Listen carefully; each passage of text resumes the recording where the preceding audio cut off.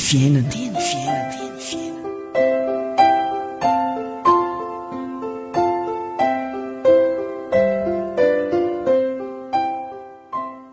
Samy miaro tena amin'ny namany avy ianareo, ary aza misy mahatoky olona na dia ny rahalahy aza. Amen.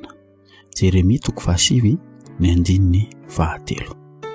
Fampianarana lehibe izany men'ny bokin'i Jeremia antsika izany ry havana androany.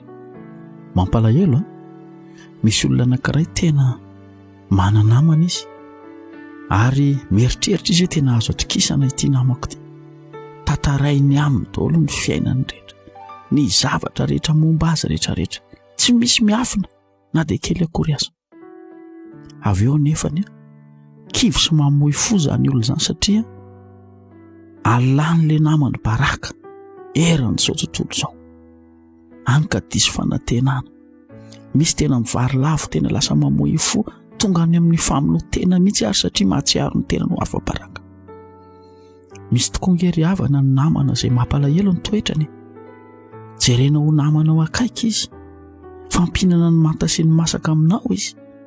Jerenao toa mifampahery aminao anaty atsarotra ihany. Kanjo iny no manindrona anao lefina marary any ambadika any.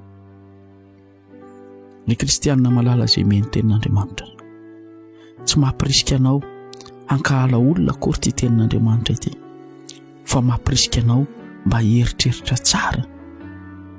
Mialohan'izay hitokisanao olona, mialohan'izay anakinanao ny fonao aman'olona, dia miangavy ianao miverena amin'ny tenin'Andriamanitra, miverena ao amin'i Jesosy Kristy.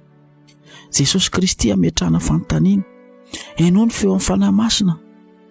Tsy ny olona rehetra ny azo resahana momba ny fiainanao, fa apetrao amin'i Jesosy izay tena ady mafy, izay tena manahirana anao. Izy no tena tompony vahaolana, izy no afaka manampy anao, izy no afaka mampahery anao ao anaty ady sarotra. Malahelo ny Andriamanitra rehefa mahita antsika ilay kivy sy diso fanantenana iny amin'ny namantsika. Andriamanitra tena mampirisika antsika ho tia olona, ho tia namana, mba hanana namana, satria tsy sitrapon'Andriamanitra koa no andehanantsika irery amin'ity fiainana ity, fa ny namboronan'Andriamanitra ny olombelona dia mba hifanampy, hifanohana. Kanefa na izany aza dia mampianatra anao foana Andriamanitra ny hoe samy miaro tena ihany amin'ny namana ianareo. Betsaka koa ny namana izay manoro lalany ratsy, manoro hevin-dratsy, dia ianao mihevitra hoe tena namako ity, tena tia ity, kanjo any amin'ny lalam-pahotana sy ny mety avery anao nitaritany anao. Dia izany ilay tenenan'ny tenin'Andriamanitra hoe samy miaro tena. Mila miaro ny tenanao ianao mba tsy ho voatarika ny namana amin'ny fiainany ratsy isan-karazany ka hiaro very aminy any amin'ny helo. Ny anjaranao aza dia nitarika azy ho ao amin'i Jesosy Kristy. Ko amin'ity marina ity dia mampahery anao ny tenin'Andriamanitra. Feo amin'ny fanahy masina rery ihany no tena azonao henona, ny fanahy masina rery ihany no tena azonao iresahana. Apetrao amin'ny Tompo ny fiainanao rehetra, izy no miady ho anao.